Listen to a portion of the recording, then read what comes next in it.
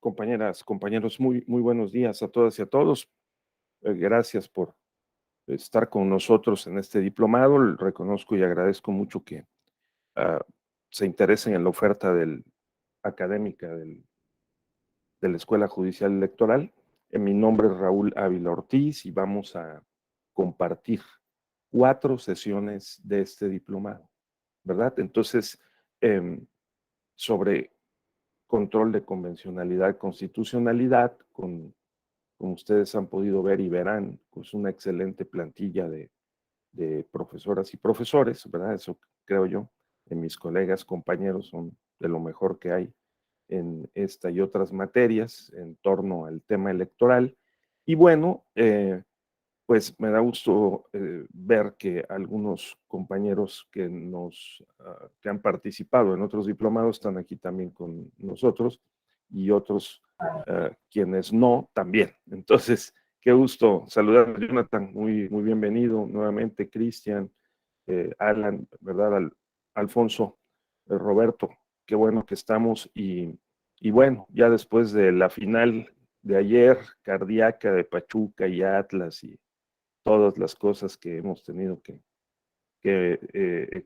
registrar con nuestras emociones, ahora ya podemos concentrarnos en el diplomado y en otros estudios.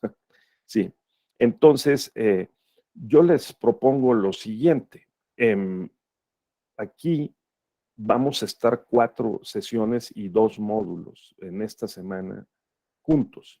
El, el, el primer módulo es sobre los impactos de las sentencias de la Corte Interamericana en el sistema democrático de México. Y el segundo es relativo a los derechos políticos en el sistema interamericano. Vamos a invertir la secuencia.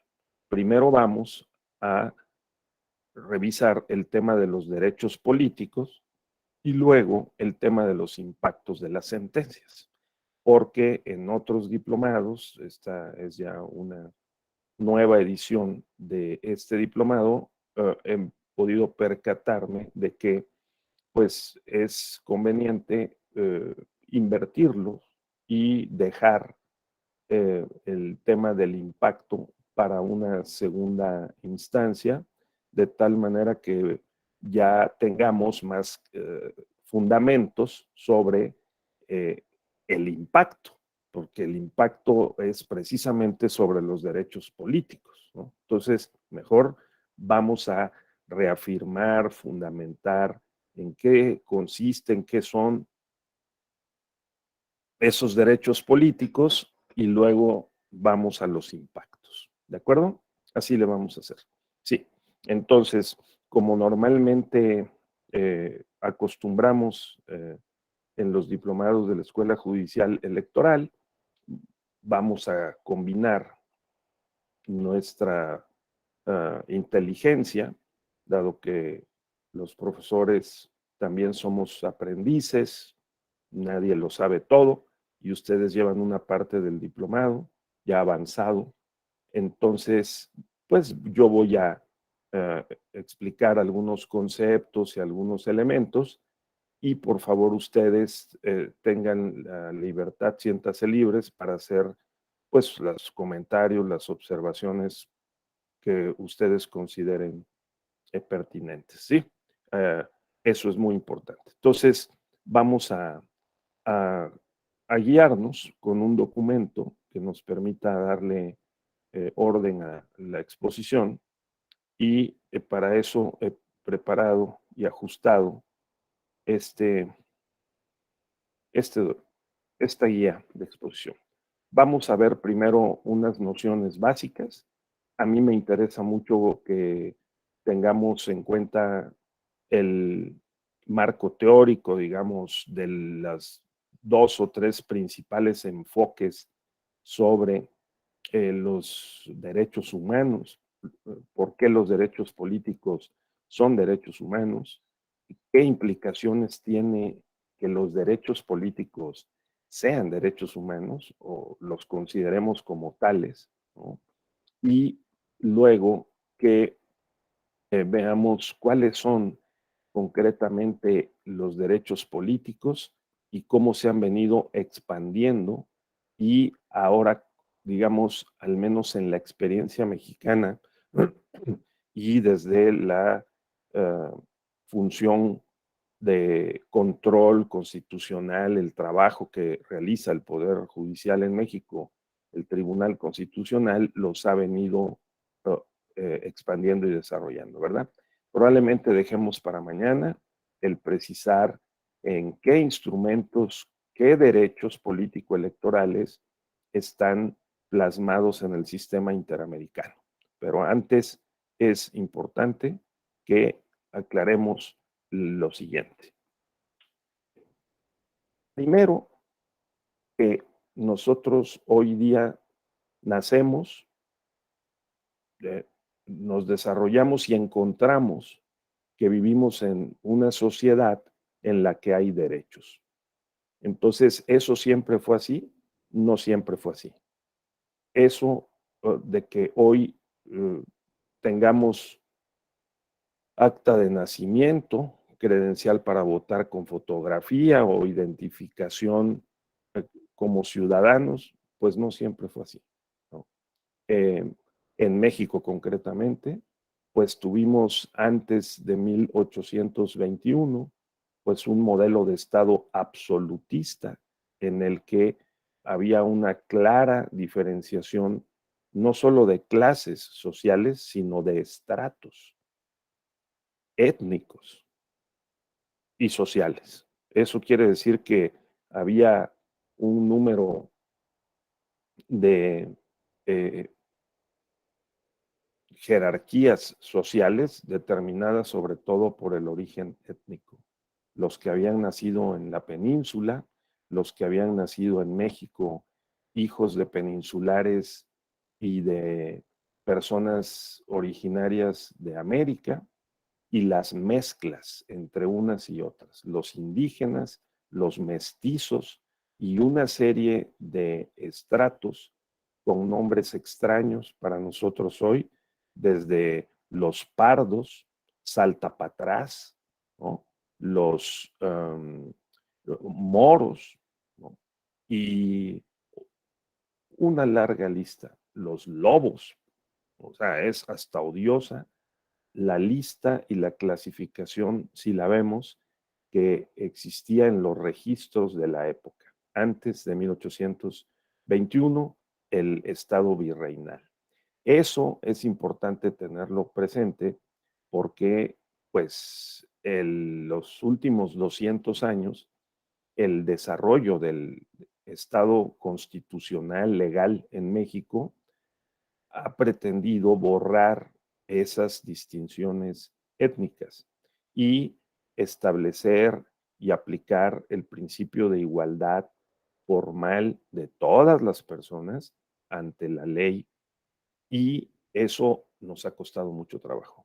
Al punto que hoy, como ustedes pueden seguramente notar, tenemos toda una línea de justicia inclusiva porque tenemos en México, y no solo en México, una posición desigual de las personas eh, indígenas y de las personas afrodescendientes frente a la ley, y la idea es que la Constitución garantiza que todos debemos participar en un plano de igualdad, no solo formalmente, es decir, que todos tenemos asignados los derechos, sino en un plano real, ¿verdad? Que sustancialmente sí formemos parte del Estado, del proceso político, y que participemos en igualdad de circunstancias, lo cual pues ha sido todo un proyecto que ha encontrado diversos obstáculos y que todavía se enfrenta en México, y no solo en México, a obstáculos para su concreción. Entonces, en el Estado moderno, después de muchos años, siglos de gobiernos absolutistas en donde no había elecciones, pues aparece poco a poco la demanda de que sí haya elecciones y de que los gobernantes sean electos por el pueblo y no sostengan y planteen, ¿verdad?, que su legitimidad para gobernar deviene de Dios o de alguna otra instancia que no sea la popular, el pueblo. Esto es un proceso de años, tanto en Europa como en la Nueva España, en México, se van filtrando nuevas ideas y estas no solamente son ideas porque se piense y se reflexione sobre los derechos que deben tener las personas, sino porque eh, hay hechos muy duros que motivaron que nos pusiéramos de acuerdo, nuestros antepasados se pusieran de acuerdo y fuéramos concretando la idea, la creencia y las normas que reconocen los derechos humanos. ¿A qué hechos me refiero? Me refiero a que en Europa se pelearon durante siglos los católicos y los protestantes. Este problema en Europa generó la necesidad de que hubiera un acuerdo para que los derechos de los eh, protestantes, que eran minoritarios frente a los católicos, que eran mayoritarios en la mayoría de los países, fueran garantizados. ¿Qué derechos? El derecho a la libertad de expresión de los protestantes, el derecho a la libertad de cultos, el derecho a imprimir sus publicaciones, periódicos, a que pudieran imprimir libros, a que pudieran tener su propia interpretación de la Biblia, por ejemplo. ¿Sí?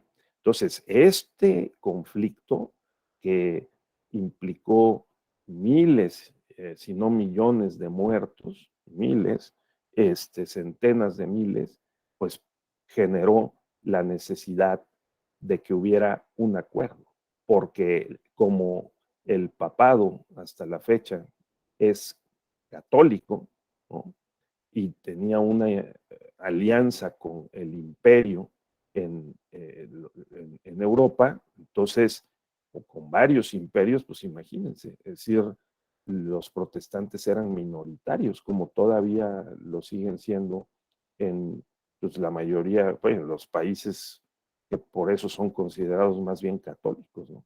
Entonces, ese es el origen en el Estado o en la sociedad moderna de la justificación por escrito de los derechos. Habría que establecerlos por escrito. Además, los reyes también violaban los derechos de las comunidades y de los pueblos que gobernaban porque mantenían una posición pues, de mucho poder y de manera arbitraria violentaban los derechos de las personas. Les, les incautaban las cosechas, les imponían impuestos, eh, les negaban el derecho a un juez natural del pueblo en donde vivían y entonces todo esto genera la necesidad de escribir los derechos como una garantía de el reconocimiento y el respeto a esos intereses vitales que son pues la vida, la seguridad, la libertad y una posición, digamos, de igualdad entre todos frente al poder. Entonces, el derecho constitucional y las constituciones, hoy las convenciones internacionales, son técnicas que hemos inventado los seres humanos, ¿verdad?, de garantía de los derechos y de que lo que consideramos el Estado es un instrumento para salvaguardar los derechos. Esa es la idea. Entonces, eso tiene pues una historia social, política y cultural. Aquí de este lado, en América, pues imagínense, también en la época virreinal tuvimos una muy fuerte eh, presencia de este modelo de que el rey y el virrey, el rey español y el virrey en la Nueva España, y la Real Audiencia y eh, los gobernadores de las provincias, los intendentes, los delegados, toda una burocracia que duró muchos años, pues son los que administraban de una manera vertical el gobierno, y los derechos pues eran particularizados, tenían determinado tipos de derechos, los indígenas, los mestizos, los criollos, los peninsulares, al grado de que si ustedes regresan en la historia de la independencia, pues verán que una de las causas de la independencia fue la violación o la cancelación de un derecho político, como lo llamaríamos hoy, el derecho político de los criollos, o sea, los hijos de peninsulares y de nacidos ya en México, ¿no? Hijos de peninsulares, ya fuera de dos peninsulares nacidos en México, y que no podían, les fue cancelado el derecho a partir de 1780 a de acceder y ejercer los cargos públicos. Entonces ustedes imagínense que eh, somos hijos de dos españoles, pero nacimos en la Nueva España, no tenemos derecho a ejercer los cargos públicos. Es una violación grave de un derecho político. Esos cargos fueron acaparados por los españoles peninsulares, y eso hizo que un grupo importante o varios grupos de criollos, ¿verdad?, se pusieran de acuerdo con mestizos y que promovieran la acción de la independencia. Y cuando se dieron las condiciones, lo lograron. Aparte de eso, pues había un sistema social y político que pues violaba largamente, de muchas formas, diríamos hoy violaba los derechos, o tenía impuesto un sistema muy injusto. Entonces, en esa época, en los siglos XVII, XVIII, inicios del siglo XIX, se enfrentan por lo menos tres enfoques sobre los derechos para crear los nuevos estados nacionales, en donde ya no dependen del rey y de Dios el destino de los pueblos, sino que los pueblos se autogobiernan, y para eso eligen a sus gobernantes. Hay eh, unos pensadores que adquirieron una gran notoriedad en esa época y hasta la fecha. Uno de ellos es Thomas Hobbes. Thomas Hobbes, otro es Juan Jacobo Rousseau y otro John Locke. Entonces, ellos escribieron varias obras, y en esas obras hoy todavía se estudia la teoría política y jurídica clásica, ¿verdad?, de cuando se formó el Estado moderno, y el tema de los derechos humanos. Entonces, y tenerlo presente conviene, porque las distinciones afectan la manera como se ha organizado el Estado moderno y contemporáneo, y desde luego esas teorías han recibido también sus innovaciones eh, que explican el tema de la convencionalidad y su control. Entonces, pero fundamentalmente, digamos, lo básico, los elementos fundamentales de esas teorías siguen vigentes. Tomás Hobbes sostuvo que al firmar el contrato social y decidir autogobernarse, los pueblos y nosotros, como parte del pueblo, ¿verdad?, entregamos todos nuestros derechos, toda nuestra autonomía a los representantes políticos de nosotros, y que operan en los órganos del Estado, o sea, el legislativo, el ejecutivo y hasta el judicial. Entonces, eh, Hobbes sostuvo que el hombre es el lobo del hombre, que el hombre es malo por naturaleza, que se requiere un poder fuerte para poderlo controlar, porque solamente así se puede autogobernar, siempre y cuando el Estado pueda tener o contar con los instrumentos necesarios, suficientes, fuertes, sólidos, para poder hacer esa tarea. Eso es importante porque supone que le otorga al Estado y a los gobernantes las facultades o las atribuciones para intervenir en la esfera de los particulares.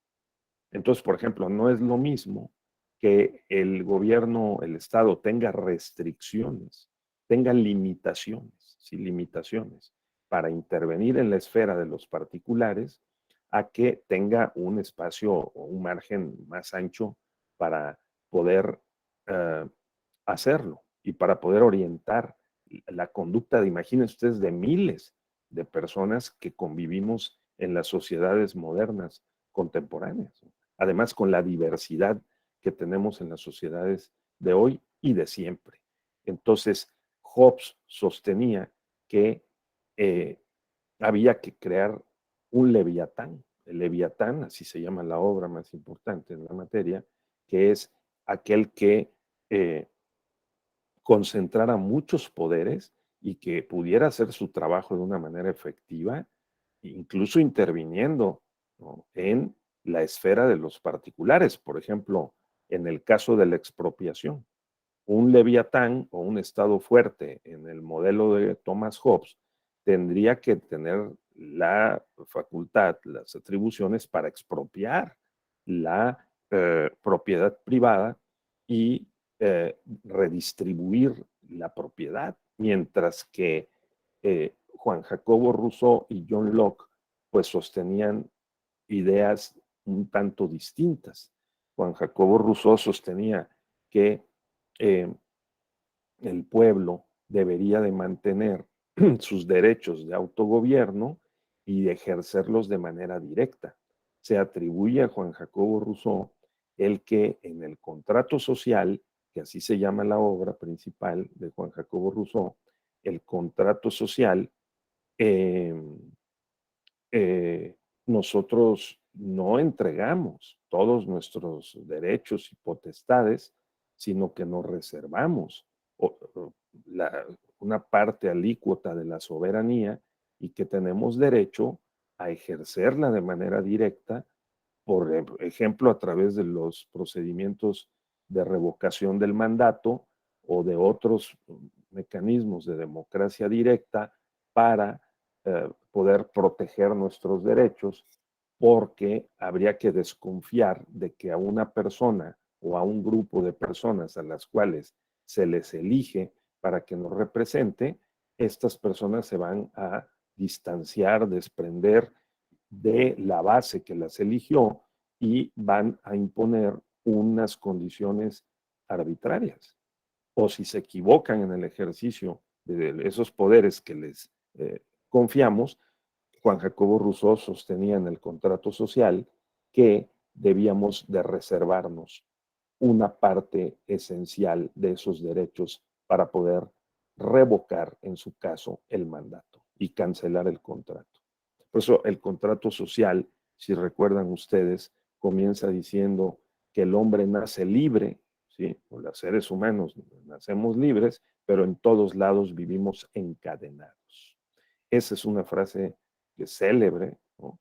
Vivimos encadenados. ¿Por qué? Porque transmitimos esa voluntad soberana a un esquema de representación política que se convierte en nuestro amo y que nos impone las condiciones de nuestra vida.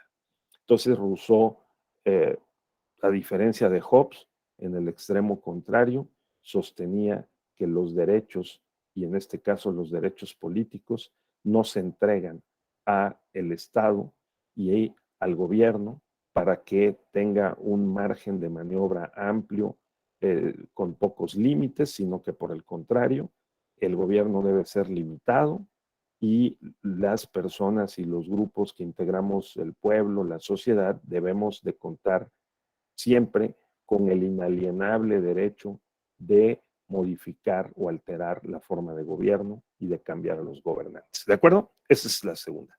La tercera, el tercer enfoque es el de John Locke.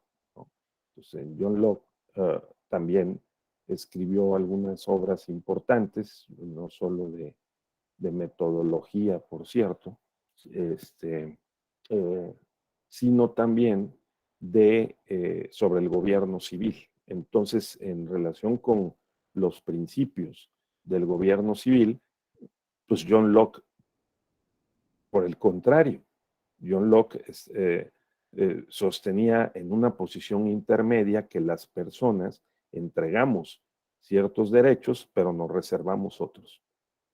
Y que hay ciertos derechos que son de carácter básico, que hoy llamaríamos derechos fundamentales. John Locke, entre esos derechos fundamentales, no solamente apuntó la libertad o la igualdad, sino también la propiedad. Esta es una discusión importante porque a lo largo de los siguientes 2 siglos, pues se ha discutido mucho hasta nuestros días si la propiedad privada es un derecho humano básico, fundamental, si con ese derecho tenemos, o sea, si es indispensable para desplegar un plan de vida o no. Y sobre ese derecho a la propiedad privada se han desplegado pues diversas constituciones y modelos de sociedad, ¿no? Y nosotros podemos decidir, por ejemplo, en México, vivir en un contexto social en el cual el derecho a la propiedad no sea o sí sea un derecho humano fundamental. Por ejemplo, si ustedes van a una comunidad indígena, el derecho a la propiedad privada no es fundamental. El derecho a la propiedad privada está prácticamente cancelado o restringido. Si ustedes viajan a las montañas de Guerrero o de Oaxaca, hay letreros en donde dicen la propiedad privada está prohibida, por ejemplo. Entonces, si ustedes se adscriben a una comunidad o pueblo indígena, será bajo el entendido de que el derecho a la propiedad privada allí no existe o no es fundamental porque se considera que no es necesario para llevar una vida buena y poder desplegar la vida, la capacidad de vivir en sociedad. Entonces, eso es un hecho, ¿eh? Es decir, por eso ustedes pueden acudir a un pueblo, comunidad que tanto nos gusta, de alguna sierra, o decir, en el sur de México o en algunos lugares del norte de México, y al ingresar allí, pues encontramos con que hay una cierta uh, clima o ambiente como si el tiempo se hubiera detenido. Por ejemplo, en Guelatao, el lugar donde nació Benito Juárez García en 1806, donde había 200 habitantes, hoy no hay más de 2000. O sea, 200 y tantos años después, no hay más que 2000 habitantes, porque está prohibida la propiedad privada.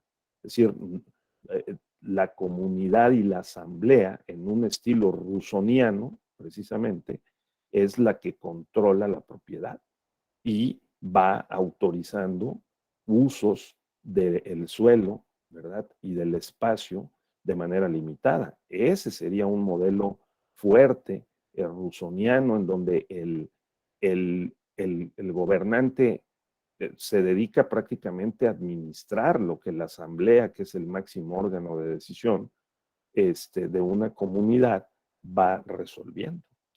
Obviamente los derechos de libertad, los derechos incluso de participación política para las mujeres se ven limitados por la propia tradición o el sistema normativo interno de estos pueblos y comunidades. Entonces John Locke sostenía que eso era, no era correcto, sino que el derecho a la propiedad privada era el principal derecho fundamental, ¿sí?, de las personas, y así tenía que quedar establecido en las constituciones. Es más, si un derecho político, fíjense ustedes en la nomenclatura, ¿no?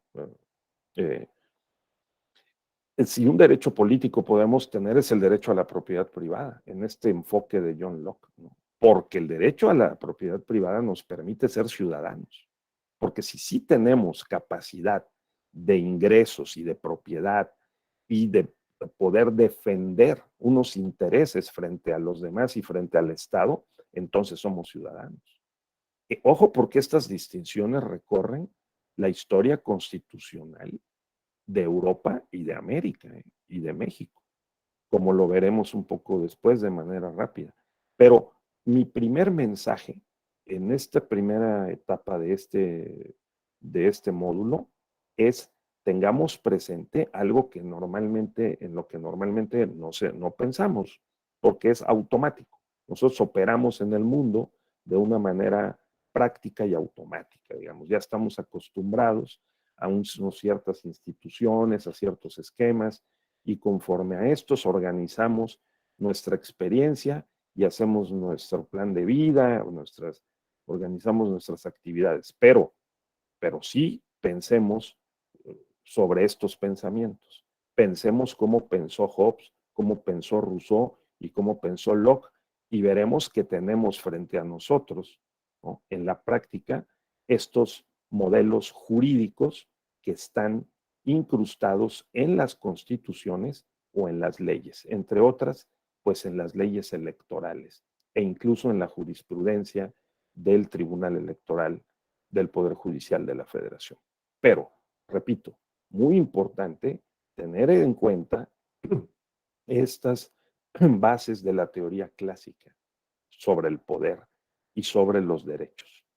O le entregamos todos los derechos o muchos derechos al gobierno, al Estado, para que los administre a través de la representación política, porque si no, entonces tenemos un problema. Nosotros, en el ámbito de la sociedad, por diversas razones, no nos ponemos de acuerdo, nos conflictuamos mucho e incluso recurrimos a prácticas violentas para poder eh, adquirir más derechos y gozarlos y ejercerlos en la sociedad.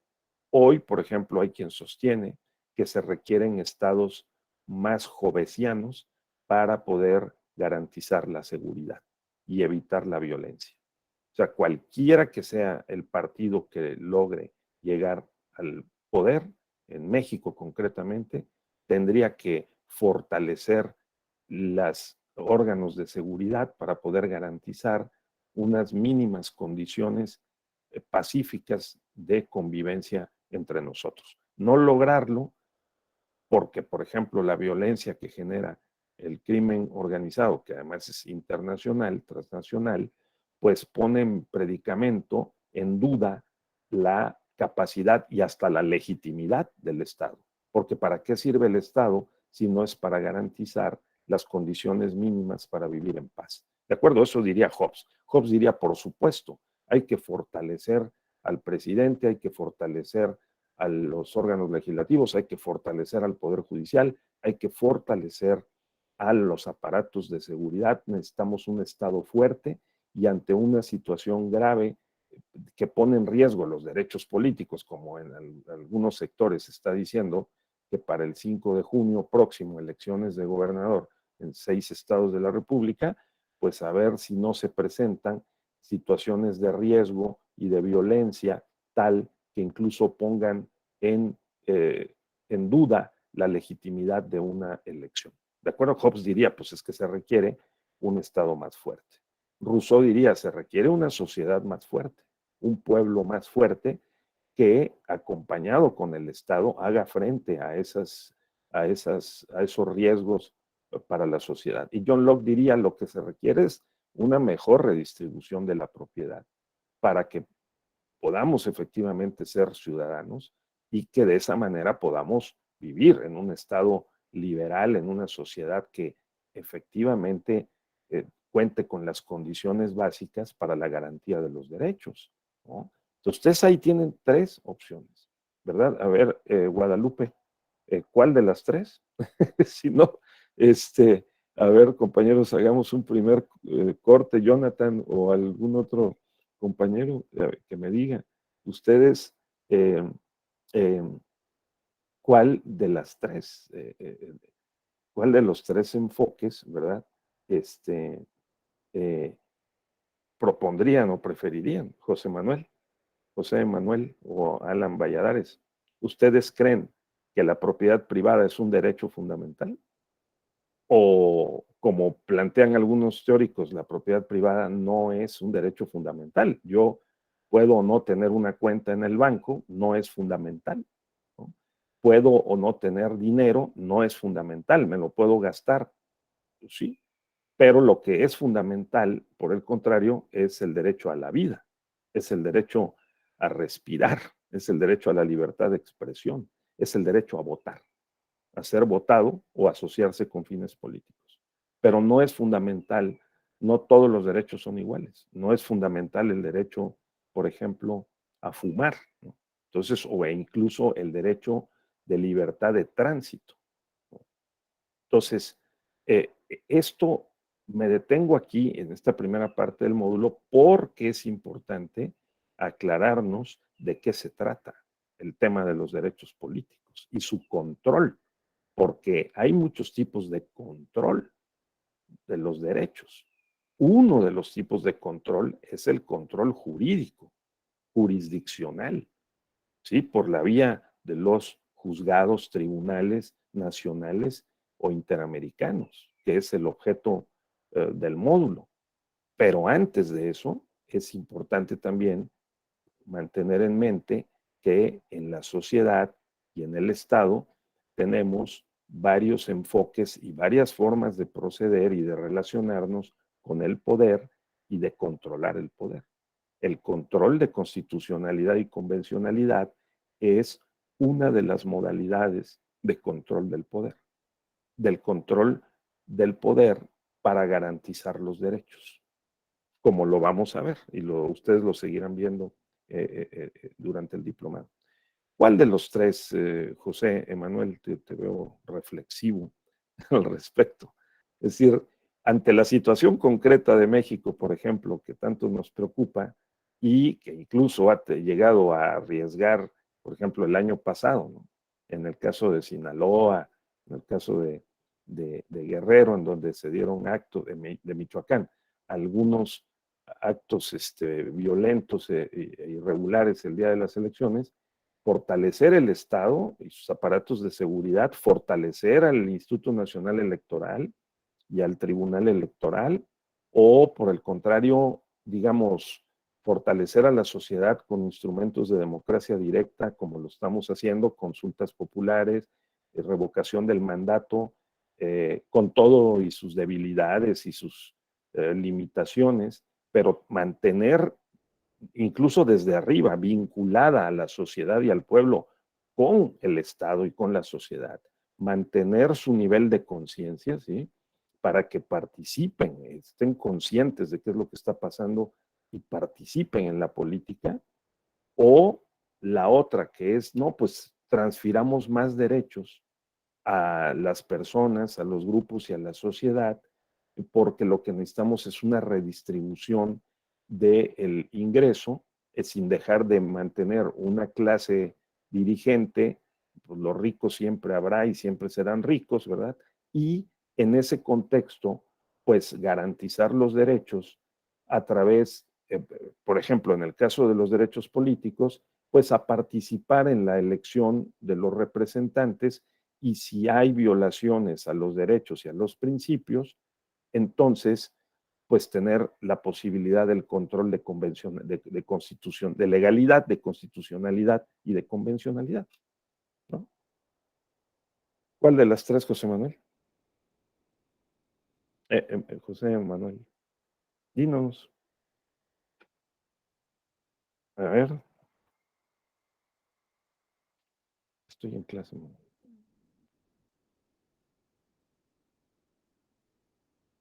Mi nieto tuvo problemas de droga.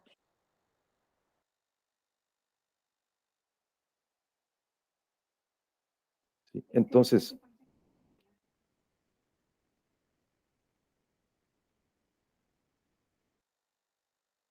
a ver, ¿quién me comenta? Cindy, ya que, o José Manuel, a ver, digo, porque es que es importante conocer sus opiniones, ¿no? Pero además, conocer sus opiniones sobre estos fundamentos básicos de los derechos, ¿no? De tal manera de que cuando nos enfrentemos teórica o prácticamente o con nuestras opiniones a una situación en la que tengamos pues que participar, tengamos, digamos, más elementos para poder entender y practicar qué es lo que estamos haciendo. Porque firmar una demanda y presentar un medio de impugnación está muy bien, es una cosa operativa, ¿no? Pero la justificación o el entendimiento de por qué existen estos instrumentos, ¿no? Y cuál es el sentido de estos medios de impugnación, ¿no? Pues también es importante. O sea, este es el fondo del tema, de este diplomado. A ver, sí, entonces, José Emanuel, ¿tienes alguna opinión?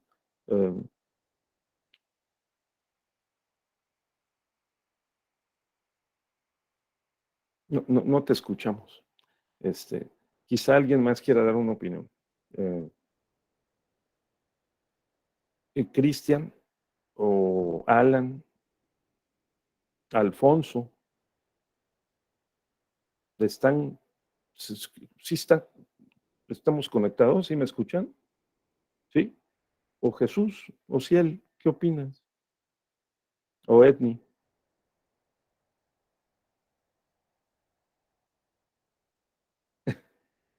No. Maestro, yo sí considero que sí debe de existir el derecho a la propiedad privada. Esos derechos se deben de salvaguardar porque si no, en todo caso, volveríamos atrás. Para mí sí es que deben de prevalecer hasta como ahorita aquí se llevan a cabo la propiedad privada, no los derechos comunales como se ejercen, nos comentaba, en otros estados. Sí. O sea, tener presente que en unos enfoques los derechos, el derecho a la propiedad privada es el principal derecho político, ¿de acuerdo? Porque sin eso, entonces no somos ciudadanos. Ese es un enfoque. Y en el siglo XIX, en las constituciones, en varios momentos, se estableció que el que no tenía una cierta propiedad, un monto de propiedad en propiedades o una renta, un ingreso mensual, no tenía derecho a votar o a ser votado. ¿A ustedes eso les parece justificable hoy? Que alguien, si no tiene dinero o no tiene una renta garantizada o una propiedad, no tiene derecho a votar. A ver, Juan, Reinaldo. Gracias, nuestro. Sí, anteriormente, como comentabas, ¿sí se me escucha? Sí, claramente. Anteriormente, como comentabas, efectivamente tenías que tener un empleo digno, ganar cierta cantidad para poder ejercer el voto. Después era también, aparte de tu trabajo, pues tener rentas para poder realizar estos votos. Considero yo que al momento que vamos avanzando y se van quitando estos candados para poder realizar el ejercicio al voto, es como se va generando que los derechos político-electorales ya también sean considerados derechos fundamentales, derechos humanos, a votar y ser votado, libre asociación, entre otros.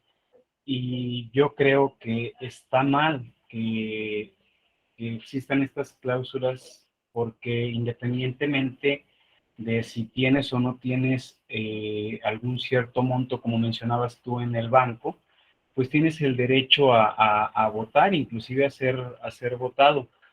Eh, Creo yo que es suficiente ya con las cláusulas que se tienen en cuanto a la edad, nacionalidad, y creo que estas cláusulas sí son convenientes por el hecho de que son necesarias tener que ser del Estado o del país para saber cuáles son los inconvenientes que tiene el pueblo y tratar de solventarlos al momento de que se pueda llegar a tomar protesta como servidor público. Sin embargo, este tipo de desempeño pues no tiene absolutamente nada que ver con la cantidad que tengas en el banco o las propiedades a quien tengas. Desgraciadamente, hoy en día pues nos damos cuenta que la mayoría de los servidores públicos, por así decirlo, pues sí son los que tienen por ahí ese guardadito en el banco o esas propiedades. Sin embargo, esto no debe de ser la principal causa para que puedan ser elegibles. Esa es mi opinión. Muy bien, Juan. Me parece muy bien. Em, pues sigue siendo un ideal de la democracia el que eh, no solo mantengamos una posición de igualdad formal de todas y todos ante la ley o ante la Constitución, sino que ésta se traduzca en la capacidad efectiva de ejercer los derechos. Pero noten ustedes que en las sociedades en general, incluido los Estados Unidos, pues la desigualdad de acceso a los bienes, servicios, a, los, a la propiedad, ¿no? Y a la educación o a la cultura, pues sí establece también una condición para efecto de ejercer esos derechos políticos de una manera más libre, igualitaria y efectiva, ¿no? Entonces, ojo, porque de eso se trata el control de convencionalidad, ¿eh? Y de constitucionalidad.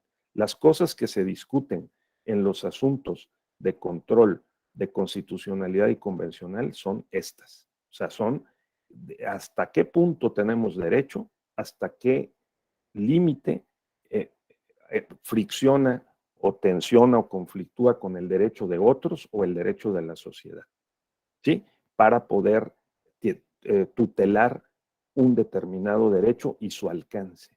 Entonces, esta primera intercambio, discusión, es importante para poder sensibilizar y, digamos, tener una mejor comprensión de qué es lo que está en juego cuando se ejerce el control de constitucionalidad y convencionalidad.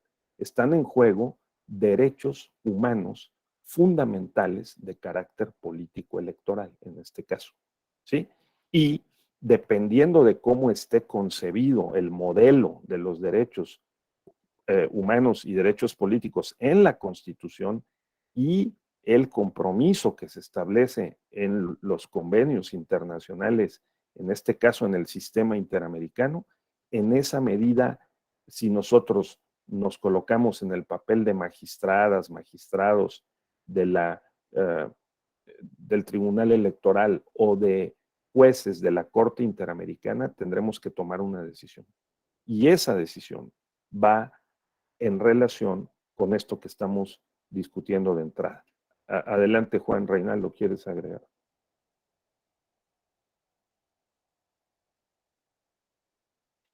No, me pareció que habías levantado la mano, pero bueno. Listo, Sí, listo. Perdón. sí. Maestro, una pregunta referente a lo que comentabas. El cambio que se hace también en cuanto a la edad mínima para poder ejercer el voto. Anteriormente, en el tiempo en que se permitía votar a estas personas que tenían cierto trabajo o rentas, también a aquellas personas que, aunque fueran menores de 18 años, eran ya estaban casados, tenían un modo honesto de vivir y tenían también cómo comprobar un cierto ingreso, se les permitía votar, a pesar de tener, creo que eran 16 y 17 años. ¿Qué sucede? ¿Dónde es donde surge por ahí la, el hecho de que sean los 18 años en lo que tú consideras, por qué motivo esta edad para la permisión de sufragar? Bueno, hay diferentes criterios y ha habido en el tiempo. Pues nosotros en México, hasta 1973, no podían votar las personas si no tenían 21 años, no 18, ¿no? Y en el siglo XIX, para ser electo, había no solo que tener una mayor edad, más allá de los 18 hasta los 25 años, ¿no? Porque pues las creencias y la ciencia de la época consideraba que una persona adquiría plena madurez hasta esa edad o tenía mejores condiciones para poder tener propiedades e ingresos, ¿no? Entonces, cada época y cada sociedad y cada arreglo, ¿verdad? La constitucional va estableciendo, vamos a decir, esos parámetros y esas restricciones, vamos a decir, o límites también a los derechos, ¿no? Entonces, aquí en algún diplomado, hace 2 o 3 semanas, un consejero electoral de distrital en Sonora nos recordó que en pueblos y comunidades indígenas, en algunos pueblos, comunidades, existe la práctica y la creencia, ¿no? La creencia de que se puede votar aún sin tener 18 años de edad. Tú puedes tener 16 años, pero si estás casado y tienes hijos, entonces es una como contradicción no tener el derecho a poder votar o ser votado en la comunidad si ya eres un sujeto responsable, evidentemente. Entonces, también eso hay que considerar que hay sistemas normativos indígenas, sistemas normativos internos a pueblos y comunidades en donde con un criterio alterno pues se pueden también tutelar los derechos. La pregunta es qué ocurre si hay alguna controversia y esta se presenta ante el Tribunal Electoral, ¿no?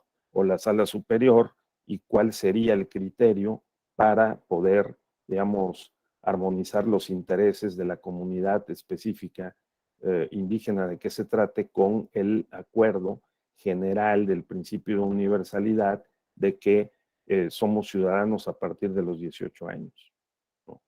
Entonces, ese es el trabajo del Tribunal Constitucional. El Tribunal Constitucional, al ejercer el control de constitucionalidad y convencionalidad, tiene la delicada misión de equilibrar o calibrar los principios, los derechos de autogobierno, por ejemplo, de un pueblo o comunidad indígena, con los principios, con el principio de universalidad y con lo que establece el marco jurídico general para todas y todos los mexicanos. Y lo mismo ocurre en este caso de la edad, que ocurre si eres o no eres avecindado de la comunidad de que se trate o del distrito o la unidad territorial donde vas a ejercer el voto, porque te piden años de residencia, ¿no? Para poder ser representante o haber nacido en el estado o en el municipio de que se trate. Entonces, claramente el derecho electoral establece un conjunto de reglas y de condiciones para acceder a la representación política, y el control de constitucionalidad, convencionalidad, tiene que ver precisamente con el certificar y el calibrar también primero y luego certificar hasta qué punto las restricciones a los derechos son justificables, ¿no? Esa es la idea. Y incluso si la instancia local, judicial local, el tribunal electoral local, el tribunal, la sala regional, el tribunal electoral federal, aportan soluciones que no se consideran justificables o justificadas debidamente, se puede acudir a la Comisión Interamericana de Derechos Humanos y hasta la Corte Interamericana en casos excepcionales. O sea, imagínense cuántos sistemas y mecanismos o técnicas de garantía disponemos, ¿no? Para poder estar seguros de que en casos específicos que suelen ser trascendentes, incluso se exige el control de convencionalidad, de constitucionalidad por parte hoy de los jueces electorales mexicanos o bien de la Corte Interamericana en última instancia. Sí, a ver Jesús y luego Reinaldo también. Sí, doctor, muchísimas gracias. Yo creo de la pregunta y el cuestionamiento que nos hacía hace un momento, rescato que justamente estos desarrollos de los grandes teóricos respondían a realidades de su época y además de describir la situación que se vivía en ese momento, son quienes dieron paso a la nueva evolución. Y con ese punto me quedo que nuestro sistema normativo justamente responde a las realidades sociales. Si volteamos a ver el sistema o lo que se entendía por la democracia en sus inicios, pues diríamos que cómo era posible que estuviera tan restringido el derecho al voto, como supongo que aquellos teóricos hoy en día se asombrarían de cómo evolucionaba el sistema normativo. Pero evidentemente responde a una realidad social. Muy bien, correcto.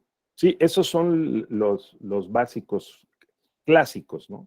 En donde todos, la aspiración de que todos seamos iguales, la aspiración que todos tengamos la misma posición ante la ley, la Constitución, eh, y desde luego hay innovaciones, como decíamos, pues ellos mismos se sorprenderían, por ejemplo, pues también seguramente se sorprenderían de que las mujeres hemos tenido que establecer las llamadas políticas afirmativas, ¿no? Y forzar las condiciones para la representación, limitando los espacios a los hombres para que las mujeres puedan acceder.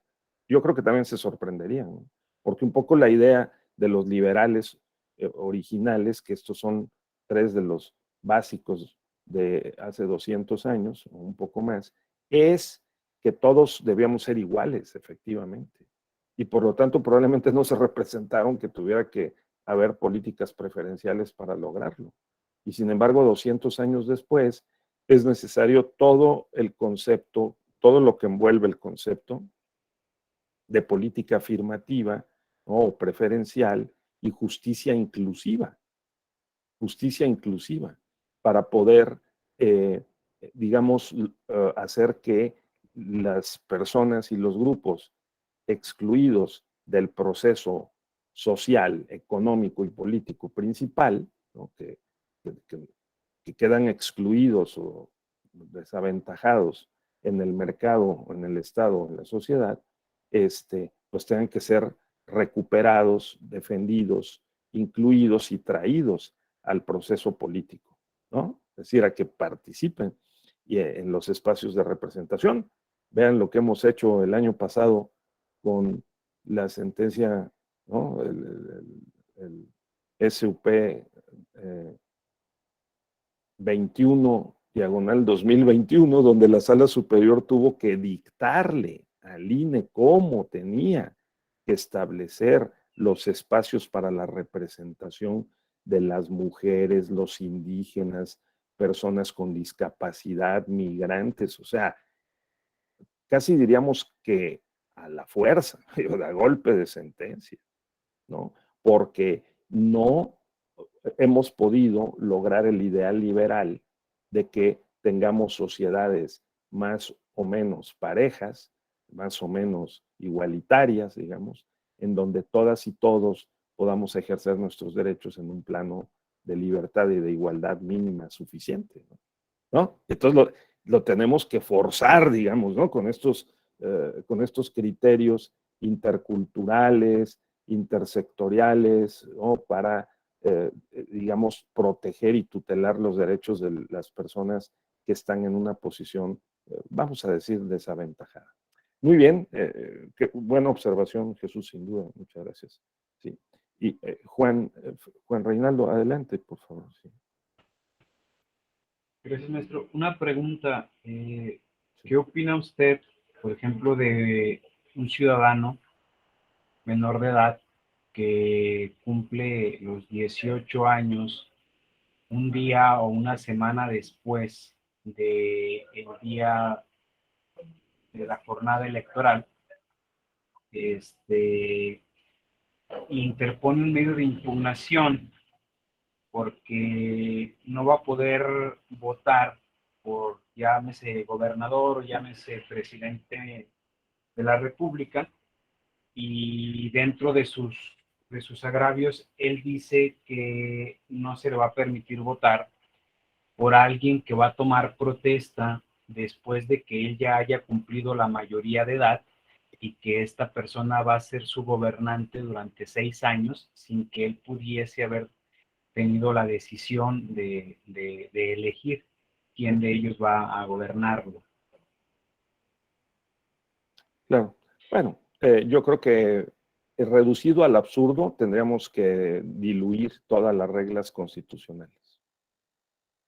Porque bajo esas consideraciones tendríamos que regresar hasta la edad para votar potencialmente hasta los que tengan 12 años y vayan ¿no? a encontrarse con que cuando cumplan 18 todavía está el gobernador que ellos no eligieron, o el presidente, bueno, el presidente municipal no, Pero el gobernador o el presidente de la República, claro, el presidente municipal, pues 3 años antes, ¿no?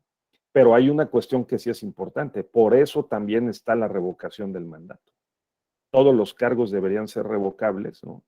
Porque ahí sí, si una persona que no ha cumplido la edad para votar, que está fijada en la Constitución, en las leyes, el día de la jornada electoral, y tiene que padecer a un gobernante una vez que ingresó en un día o los días posteriores, ¿no?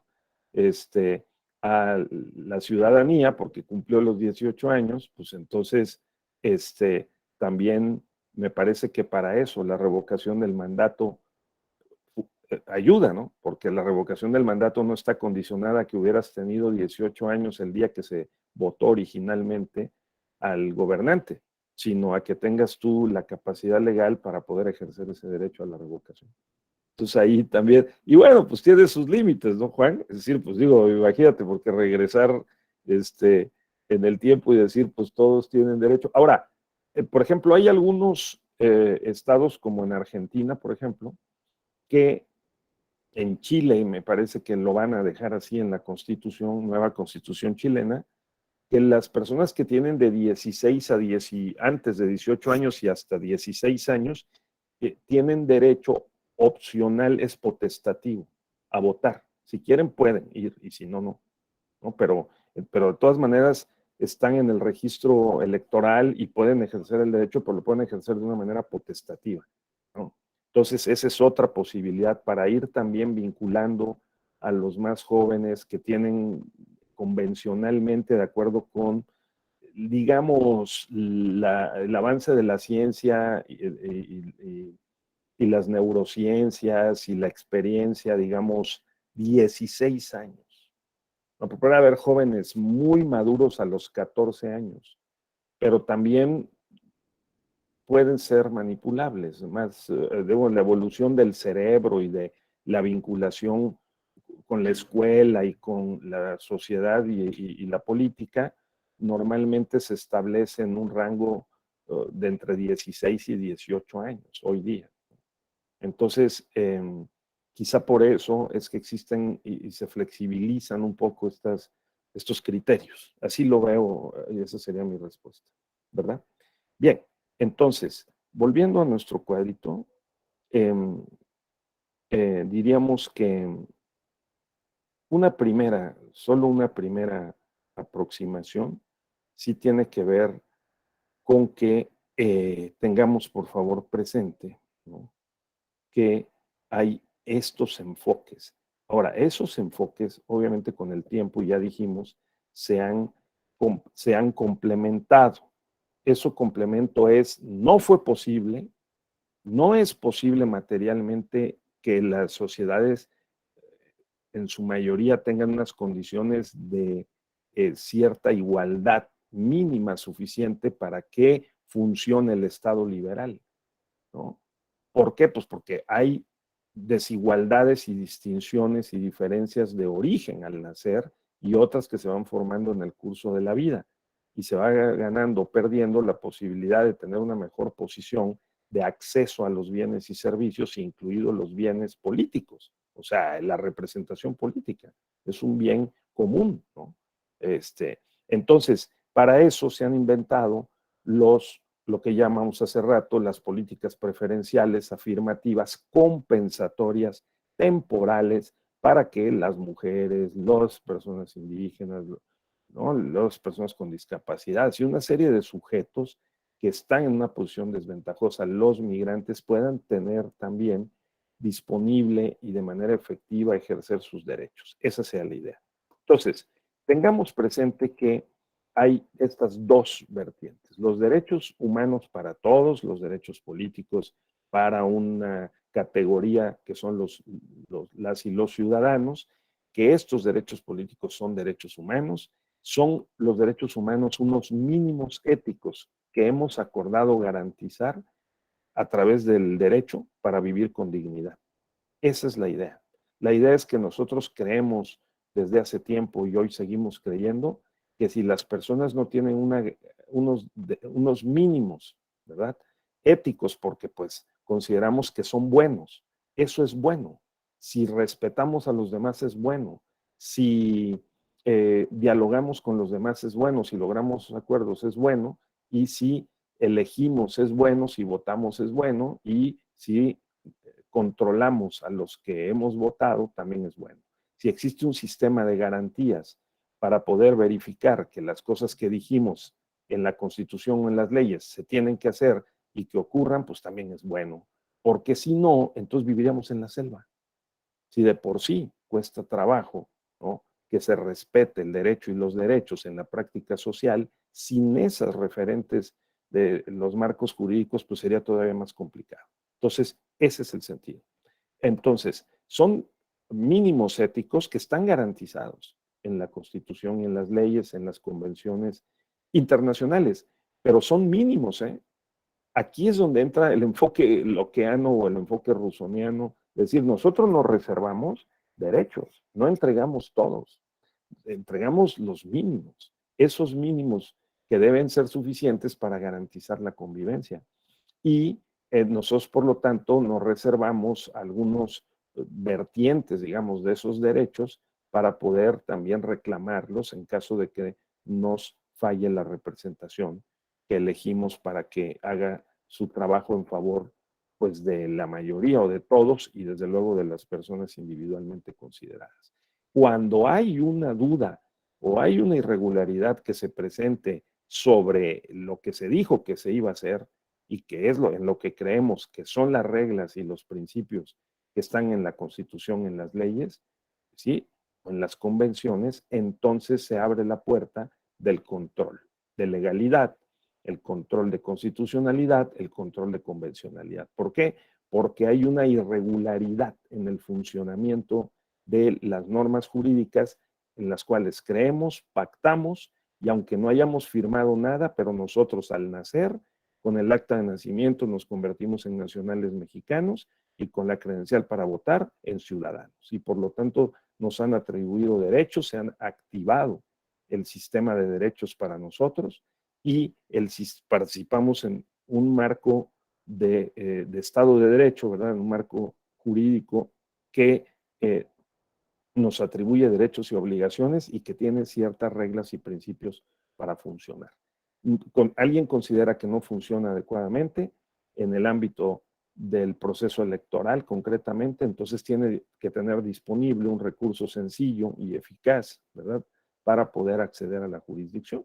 Y eso es lo que tenemos en el Tribunal Electoral, incluso a través del juicio en línea, ¿no?, que todavía facilita más el que podamos acceder a un medio de impugnación a reclamar los derechos. El control de legalidad, constitucionalidad, convencionalidad permite este juego democrático, ¿no?, que tiene que ver con la tutela de nuestros derechos. Entonces, son mínimos garantizados para vivir con dignidad. El artículo primero de la Constitución es clarísimo, por lo que se trata es de proteger la dignidad humana. Y esa dignidad se ejerce en diversos ámbitos a través de los derechos, y uno de esos derechos son los derechos políticos, electorales, que tienen garantías. Esas garantías son la técnica primero de reconocer esos derechos que están en la Constitución, en las leyes electorales y en las convenciones que tienen que ver con los derechos político-electorales. Y segundo,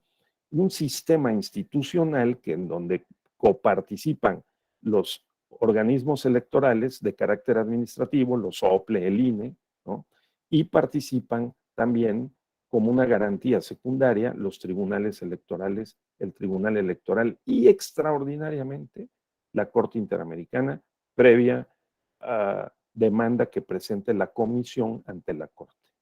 Entonces, estamos tapizados, digamos, de garantías, ¿verdad?, cuyas pólizas están representadas por las leyes y la Constitución, las convenciones internacionales.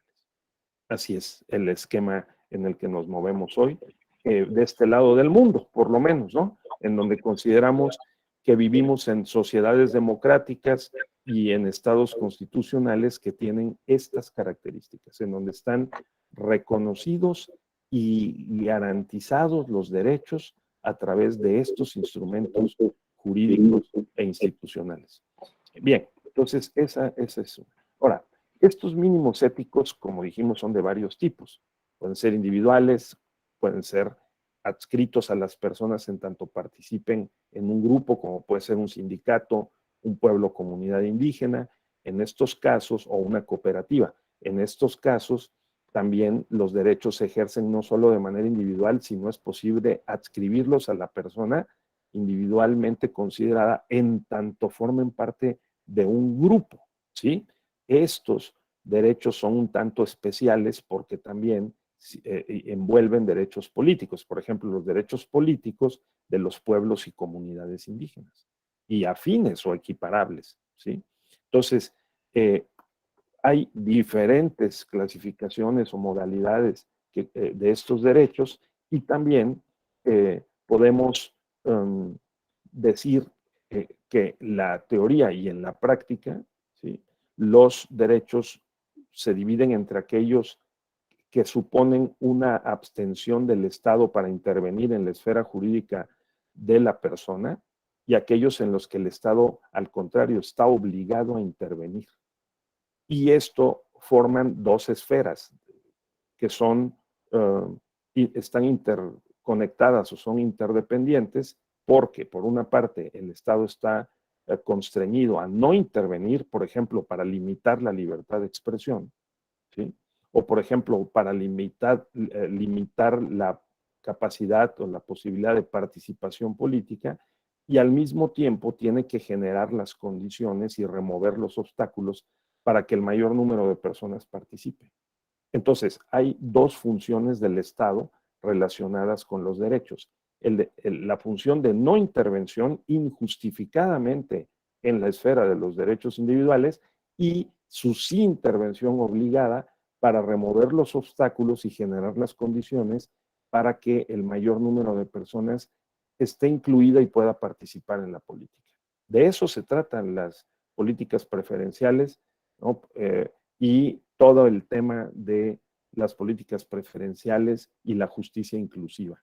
Es que allí donde haya una persona o grupo en posición desaventajada, vamos a decir más que vulnerable o vulnerada, desaventajada, ¿no?, y que no puede ejercer sus derechos en un plano de libertad e igualdad que garantiza la Constitución, entonces interviene el Estado a través, en este caso, de los organismos electorales, ya sea administrativos o jurisdiccionales, para tutelar y reivindicar esos derechos. Esa es la idea, ¿no? Entonces, ahora, repito, y quiero subrayarlo porque es bien importante, los derechos humanos son o no son fundamentales. Los criterios para determinar que un derecho humano es fundamental es primero que son derechos de titularidad universal. O sea, todas nosotros y todas las personas tenemos derecho a la libertad de expresión. Se considera, y es un acuerdo, una creencia en la civilización occidental, y yo creo que globalmente, que el derecho a la libertad de expresión es un derecho fundamental. Son de titularidad universal, ¿sí? El derecho a votar, ser votado o asociarse es fundamental. Tan es así que en los instrumentos internacionales y en la Constitución política de los Estados Unidos mexicanos, en el artículo 29, hay un catálogo de derechos que no se pueden suspender en ningún caso y bajo ninguna circunstancia. Y entre esos derechos están los derechos políticos, que son derechos, ya sabemos, a votar, ser votado, asociarse, a la participación política, y otros derechos que están, digamos, desarrollados o que se desprenden de esos tres derechos, digamos, nucleares o esenciales, ¿sí? El derecho a acceder a la representación, a ejercerla de manera efectiva, a acceder a la representación y a la participación política sin violencia para todos, pero en particular para las mujeres. Estas modalidades que van cobrando los derechos según se mueve la dinámica social y política están reconocidos y garantizados en la Constitución. Entonces, los derechos fundamentales son de titularidad universal, son personalísimos porque no los prestamos, no se pueden establecer contratos sobre ellos, sino son inalienables, imprescriptibles y prioritarios. Son inalienables porque, a diferencia de una casa, el derecho a rentar, a vivir o a usar un bien, mueble o inmueble, en este caso, no se terminan cuando concluye ninguna clase de contrato. Si alguien de nosotros firma un contrato y en el contrato está la renuncia, un contrato de trabajo, ¿no?, está la renuncia a sus derechos a votar, ser votados, se tienen por no puestos. Es una cláusula nula, ¿verdad? Son imprescriptibles porque los podemos usar una y otra vez. El dinero no es imprescriptible. El dinero lo podemos gastar, es un fungible, ¿sí? Y se puede agotar. Pero el derecho a votar o ser votado, nacemos y morimos con él. Entonces, es imprescriptible. Y los derechos fundamentales aparte tienen un rango de prioridad. Por eso es que cuando se enfrenta en un conflicto judicial, electoral, un derecho que puede ser fundamental frente a otro que no lo es, pues el juez siempre decidirá por el derecho fundamental, ¿no?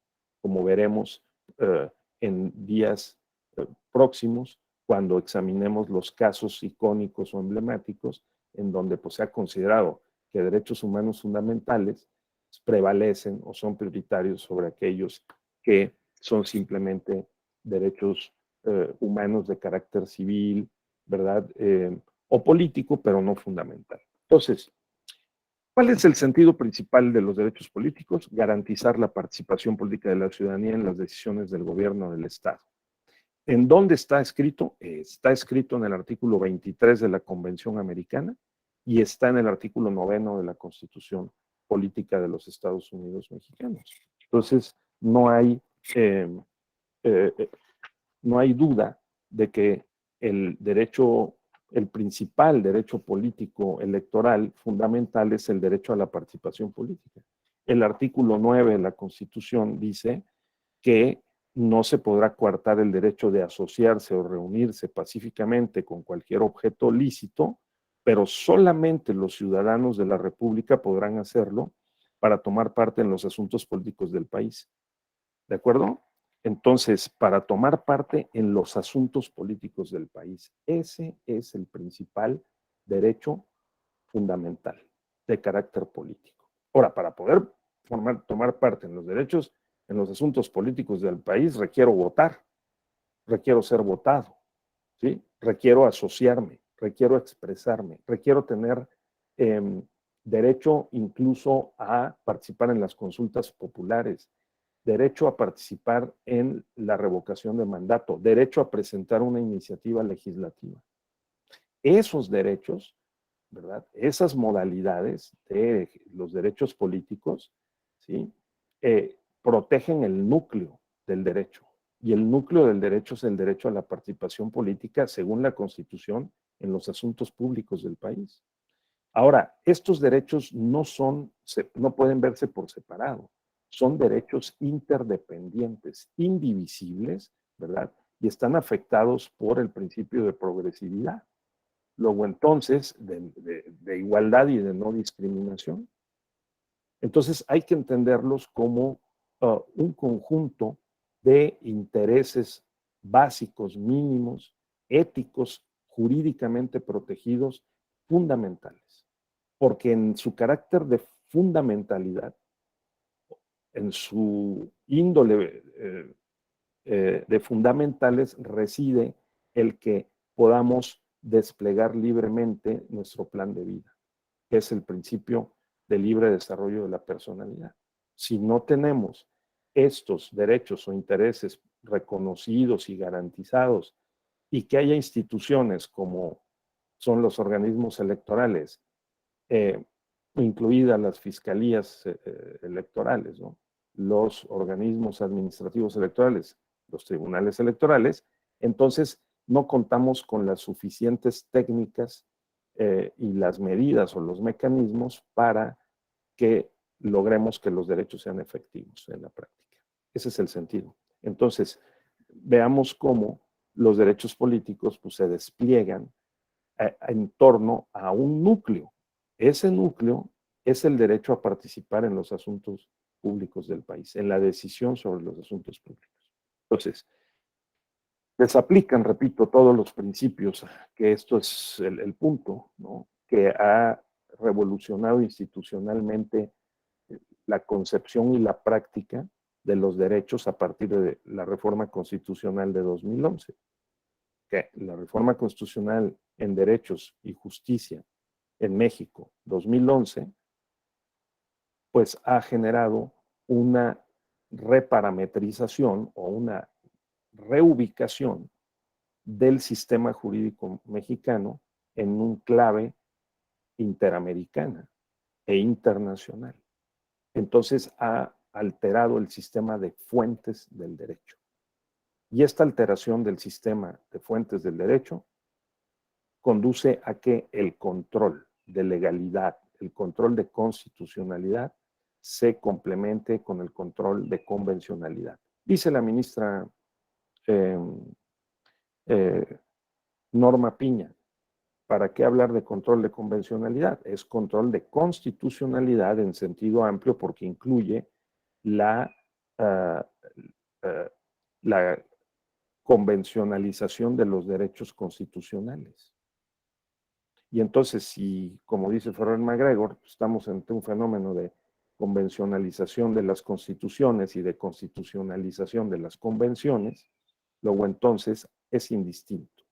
Hablar de control de constitucionalidad incluye el control de convencionalidad, ¿no? Porque a final de cuentas el sistema de fuentes se alteró en 2011 para bien porque hemos recibido a todo el conjunto de los derechos humanos políticos que están reconocidos en las convenciones e instrumentos internacionales dentro del sistema jurídico nacional. Y entonces esto nos amplía el manto protector de nuestros derechos al participar en la política. Por lo tanto, principios pro persona, universalidad, el de interdependencia, indivisibilidad, progresividad, o estos criterios de que los derechos deben ser garantizados con un sentido preventivo, se debe investigar sobre ellos, sancionadas y reparadas las violaciones, son dimensiones o funciones que hoy cumplen las garantías de los derechos. Por eso es que cuando, no obstante, digamos, que la ley del sistema de medios de impugnación en materia electoral, la ley electoral procesal, establece que las sentencias en sus puntos resolutivos, las sentencias podrán confirmar, modificar o revocar, pues hoy realmente lo que hace el Tribunal Constitucional Electoral, la Sala Superior del Tribunal, no solamente es confirmar, revocar o modificar, también ordena la prevención, ordena la investigación, como lo ordenó claramente en la sentencia a la que ya nos referimos, SUP RAP, el curso de apelación 21/2021 del año pasado, que estableció los parámetros para la integración de la representación política de la Cámara de Diputados, la representación legislativa, en relación con los grupos desaventajados, ¿no? Entonces, allí, por ejemplo, la Sala Superior dijo, y después de que termine el proceso electoral 2021, también le ordeno al Instituto Nacional Electoral que haga una investigación, que investigue cuál fue el resultado de la aplicación de la sentencia sobre los derechos de las personas con posición de vulneración o desaventajadas.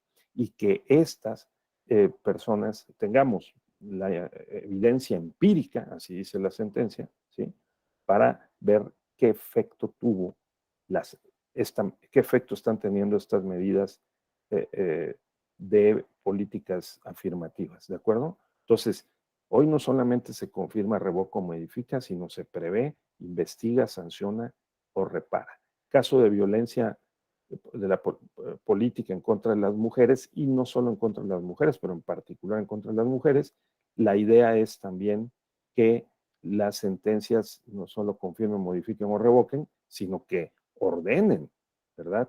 Una sanción, una amenaza de un castigo e incluso la reparación del daño. Así, por ejemplo, hemos pasado a una etapa en que las sentencias de la Sala Superior no solamente han establecido el registro nacional de presuntos violentadores políticos en razón de género, ¿no? Desde luego tendrá que confirmar una sentencia firme para poder limitar los derechos políticos de las personas que estén preliminarmente ubicados en esa lista, sino también que se reparen las violaciones psicológicas o materiales ocasionadas a una mujer en particular, a las mujeres, si son obstaculizadas, asediadas y restringidas en su derecho a participar en la política. ¿De acuerdo, José Manuel? Sí, esa es la idea. Entonces, para hacer notar que hemos pasado, pues, obviamente, por varias etapas en la evolución de los derechos humanos y de los derechos político-electorales en particular, y hoy en México, pues, tenemos estas innovaciones propuestas y sancionadas, o sea, decir, resueltas y vigentes de manera oficial por el Tribunal Constitucional Electoral. Bien, entonces, el núcleo es el derecho fundamental a participar en los asuntos políticos. Las modalidades son las que ya mencionamos: votar, ser votado, asociarse, afiliarse o desafiliarse. Y como dice muy bien el magistrado de la Mata en un artículo reciente que ustedes pueden leer en Axis, en el blog del tribunal, o lo pueden googlear con Felipe de la Mata y grupos desaventajados o de condiciones de vulnerabilidad. Hay vertientes transversales de los derechos, ¿no? Es decir, fíjense nada más la complejidad, pero también la riqueza de este enfoque, porque por una parte tenemos núcleo, tenemos periferia, votar, ser votado, asociarse, afiliarse, desafiliarse. Cada uno de esos derechos que están en la periferia del núcleo pueden tener su propio núcleo también. El derecho a votar puede tener su núcleo, el derecho a ser votado, o asociarse o afiliarse, ¿no? Y vertientes transversales. O sea, hay que verlo como en una imagen como de una rueda de bicicleta, ¿no? Es decir, que va girando, pero tiene muchos ejes, o tiene varillas, ¿verdad? Cada una de ellas es un espacio de los derechos políticos y va girando. Entonces, hay vertientes transversales. Tenemos que aplicar el criterio de no discriminación, de protección, de promoción, de garantía, de sanción, de reparación, de acceso a la información, de la protección de los datos personales, de la libertad de expresión, incluso en el ámbito digital, ¿no? Y vincular el derecho que tenemos en el artículo 6 de la Constitución a la inclusión y a la conectividad en los servicios de telecomunicaciones y en particular en el Internet, ¿no? Que está prometido en la Constitución como un derecho que hemos pactado, que está prometido como un derecho que hay que hacer efectivo. Entonces, tengamos en cuenta esta forma de conceptuar los derechos humanos y los derechos políticos entre fundamentales y no fundamentales con los principios o criterios interpretativos de la universalidad, interdependencia, indivisibilidad, progresividad, ¿de acuerdo? Igualdad, no discriminación, y luego relacionarlos con núcleo y periferia. Derecho político, derecho a la participación política, como dice el artículo 9 de la Constitución, y luego una serie de derechos político-electorales que están, vamos a decir, rodeando el núcleo, y esos son los que ya mencionamos, y están ahí en la lámina: votar, ser votado, asociarse, afiliarse, desafiliarse, y otros más que son interdependientes. El derecho al acceso a la información en el ámbito electoral, el derecho a la protección de los datos personales en el ámbito electoral, el derecho a la sanción y a la reparación en el ámbito electoral. ¿De acuerdo? Entonces, es algo más complejo que el solamente decir tenemos 4 derechos político-electorales.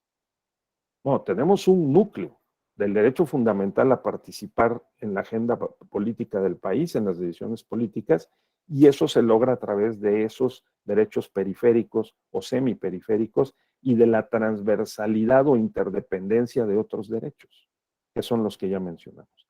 Importante tenerlo presente porque al abrir el sistema jurídico nacional a la recepción de los derechos humanos y derechos político-electorales que están comprometidos, aceptados por México en el ámbito internacional e interamericano, se abre obviamente un paraguas mucho más amplio para la protección y la garantía de los derechos. Ese es el sentido. Y lo que se puede discutir en este diplomado en varios momentos, en varios temas, tópicos, sobre el alcance, ¿no? El parámetro de control constitucional y convencional de los derechos, pues tiene que ver precisamente con un contraste entre lo que dicen las leyes, los actos, las resoluciones que se toman en México por parte de las autoridades electorales con base en esas leyes y lo que dice la Constitución y las convenciones internacionales, así como la jurisprudencia de la Corte Interamericana. Entonces, se ha abierto un mundo mucho más amplio y complejo para la construcción de las normas jurídicas que garantizan los derechos político-electorales. Y esa es la riqueza correspondiente a esta forma de Estado en la que vivimos hoy, que es el Estado constitucional y democrático de derecho. ¿Sí? No teníamos esta dimensión antes de 1998 porque no habíamos aceptado la jurisdicción de la Corte Interamericana. ¿No? Antes de 1981, pues porque no había entrado en vigor en México la Convención Americana de Derechos Humanos, que es de 1969. Entonces, veamos cómo poco a poco va evolucionando tanto el pensamiento jurídico como su práctica y las instituciones y los instrumentos de garantía para efecto de lograr la efectividad de los derechos. Aún así, el esquema tiene sus limitaciones, como lo veremos más adelante, pues sí, pero por lo menos tenemos ese. ¿Sí? Entonces, el caso de los derechos etnopolíticos, o sea, de los pueblos y comunidades indígenas adscritos aún por razón de razones de conciencia o por un criterio étnico, ¿verdad?, a un pueblo o comunidad distinto al de la generalidad de las y los mexicanos, pues esos son derechos que se tutelan, se adscriben y se tutelan con un enfoque especial. Este enfoque de los pueblos, comunidades indígenas y equiparables, porque se va a resolver el tema de la familia Levarón, ¿sí?, que ha propuesto que se le deba proteger y garantizar sus derechos como una comunidad equiparable, de acuerdo con el último párrafo del artículo 2 de la Constitución, ¿de acuerdo? Entonces, el derecho tiene esta característica, las normas son dinámicas, se van construyendo, reconstruyendo y se van en función de la interpretación frente a las circunstancias concretas del caso, que van formando líneas de interpretativas y jurisprudenciales que dotan de una cierta previsibilidad, certeza, en alguna medida al sistema jurídico, al derecho, para regular las conductas, ¿de acuerdo? Entonces, porque por otra parte los derechos no son absolutos, ya lo hemos estado comentando, ustedes pusieron varios ejemplos, en cuanto a la nacionalidad y sus modalidades, pues no es lo mismo para acceder a ser al cargo de diputado federal o senador o presidente de la República, no se puede hoy por hoy si no se es por mexicano por nacimiento. Mientras que, por ejemplo, para integrar una mesa directiva de casilla o un órgano electoral, sí se puede, ¿sí?, si no se es mexicano por nacimiento y se es mexicano por naturalización o con doble o en casos extremos hasta triple nacionalidad. Entonces, eso lo tenemos hoy claro, ¿no? La ciudadanía admite condiciones, aquí ya se han dicho en términos de la edad, un modo honesto de vivir, obviamente el derecho si de algo se acta y puede ser caracterizado es porque constriñe conductas orientadas a fines valiosos y ese es su principal, o una de sus principales características, ¿verdad? Aparte, pues está todo el régimen de inelegibilidades e incompatibilidades para tener claro que, bueno, los derechos humanos y los derechos políticos, incluidos los derechos fundamentales, sí son materia de restricción. Y esas restricciones en el lenguaje de Robert Alexi o de Manuel Atienza o en el lenguaje del propio Luigi Ferraioli, ¿no? Contemporáneamente deben ser debidamente justificadas. Y la justificación es una de las principales tareas del legislador, del administrador o del juez. Porque para dotar, reconocer de un conjunto de derechos a las personas, los grupos sociales, ¿verdad? Pues se requiere justificar por qué esos derechos y en esa medida, y eso está en las exposiciones de motivos de los dictámenes legislativos. Se requiere determinar el alcance de esos derechos y eso está en los lineamientos administrativos. O se requiere precisar el sentido y el alcance cuando hay una divergencia interpretativa sobre esos derechos y para eso está el Tribunal Constitucional. El Tribunal Constitucional, como bien nos dijo el doctor Roberto Saba en una conferencia magistral hace 2 semanas, ustedes la pueden ver en cualquier momento en la biblioteca de la Escuela Judicial, Roberto Saba dijo de una manera magistral, la función del Tribunal Constitucional es equilibrar los derechos o los principios de autogobierno con los derechos fundamentales. Ahí está, eso es clarísimo. Entonces, eso es lo que ha hecho, es lo que han hecho los tribunales constitucionales mexicanos, digamos, la Suprema Corte y la Sala Superior, y esto es lo que la Corte Interamericana ha hecho y que veremos en sesiones posteriores, al tomar unas decisiones que han impactado en el sistema jurídico democrático nacional. Entonces, tenemos que ser cuidadosos en tener presente que este es el sentido de los derechos, ¿de acuerdo? Esa es la función del reconocimiento y la garantía de los derechos, es hacerlos efectivos. Con sus limitaciones, porque el número de personas que pueden enfrentarse a una condición de posible violación de sus derechos, el tiempo que pasa entre que el derecho se violó, presuntamente se violó, y se dicta una sentencia, puede hacer la diferencia y habrá que desarrollar la creatividad para ver cómo cerrar estas brechas de número y de tiempo para poder hacer más efectivos los derechos, en este caso político-electorales, ¿no? Pero de que tenemos el esquema disponible en el modelo del Estado constitucional es evidente. Y de que el Estado tiene la obligación no solo de respetar y no intervenir en la esfera de los particulares, sino promover todas las condiciones objetivas, ¿sí? Y subjetivas, o sea, también de cultura y mentalidad, para que podamos cooperar y a crecer, ¿no? A que los derechos se cumplan de manera efectiva, sin duda. Entonces, uno de esos pues, son las políticas afirmativas, preferenciales, para tratar de equilibrar, ¿no?, los derechos de autogobierno de la sociedad con los derechos humanos fundamentales a la participación política. Si hay rezagos históricos de grupos desaventajados en una posición desigual, evidentemente, que no pueden acceder y no pueden ejercer, no ha habido una sola rectora de la UNAM, no ha habido un solo presidenta de la República, ¿no? Entonces, ese tipo de evidencia histórica, pues revela que algo no está funcionando en el plano de la igualdad real. Y entonces, el acuerdo de la comunidad internacional, por lo menos del lado del mundo occidental e americano, interamericano, es de que hay que hacer todo lo necesario, lo posible, para corregir esa deficiencia o esa desigualdad histórica estructural.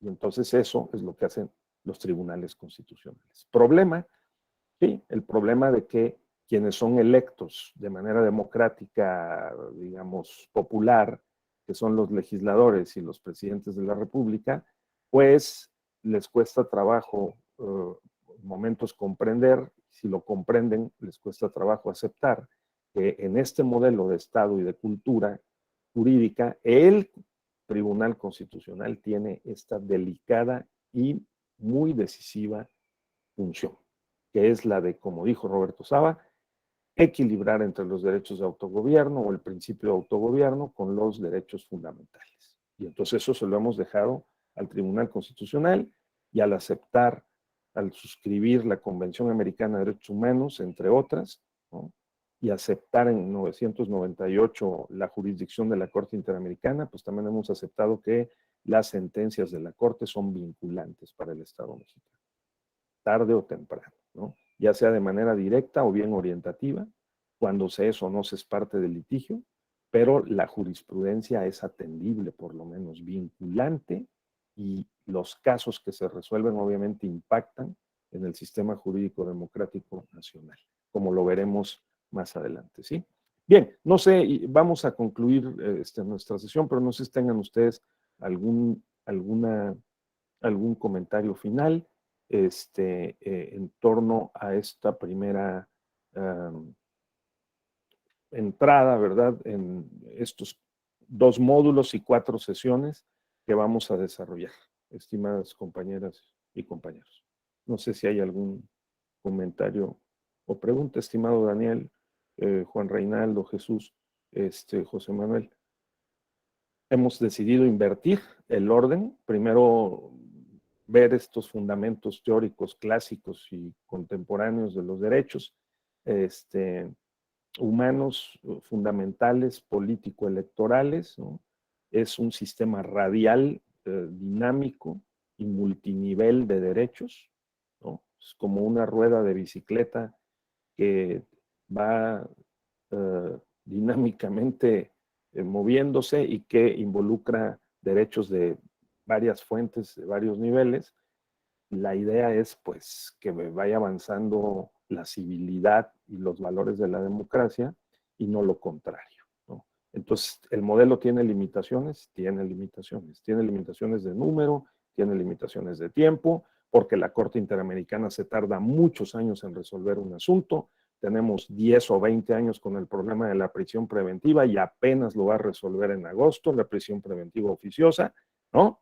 Y en el caso del Estado mexicano, mientras que el mayor número de personas que están en la cárcel puede estar sin sentencia, como lo ha revelado el ministro presidente, que ha echado a andar precisamente con base en esta función que el artículo 1 de la Constitución autoriza, pues hacer una investigación. Las autoridades están obligadas a garantizar, pero no solo eso, prevenir, investigar, sancionar, reparar. Entonces, hacer una investigación para ver cuál es el problema, sobre 200 casos, según informó la semana pasada el ministro presidente Arturo Saldívar. Entonces, una investigación para que se afinen los mecanismos y los instrumentos que tiene a su disposición el Poder Judicial de la Federación y terminar con esa práctica que es abusiva y contra los derechos. Además, porque se sabe que en agosto la Corte Interamericana va a resolver pues una vergüenza, que es el hecho de que nosotros, con todo y el tema de la delincuencia organizada que podía generar una justificación a favor del Estado mexicano, sí tenga tantas personas sin sentencia firme privadas de su libertad, ¿no? De manera además injustificada, ¿no? Que esa es una problemática muy seria.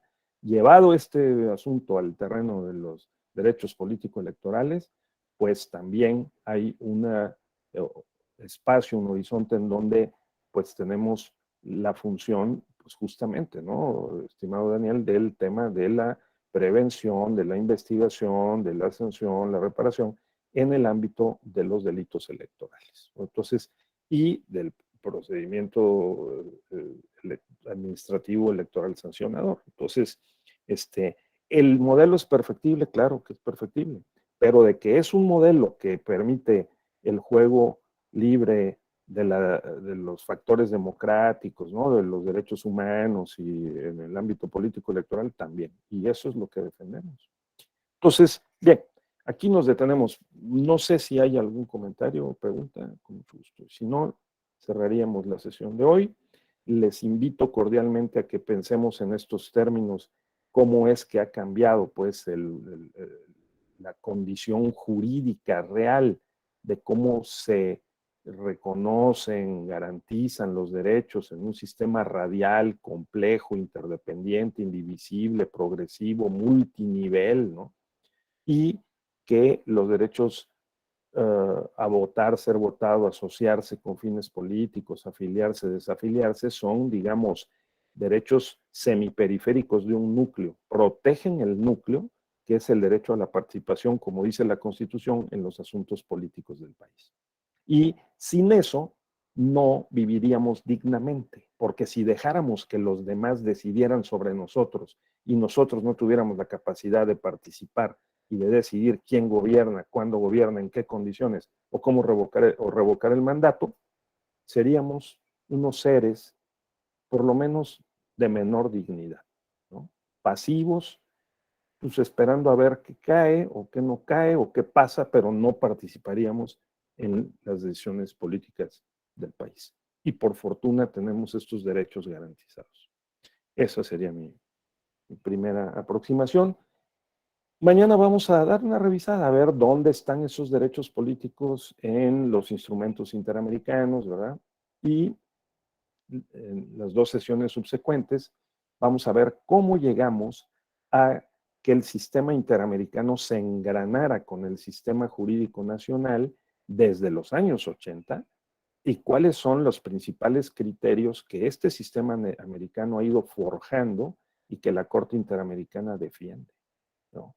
Para poder aplicarlos, pues entre otros, al sistema jurídico electoral del país. Muy bien, pues ahí me detengo.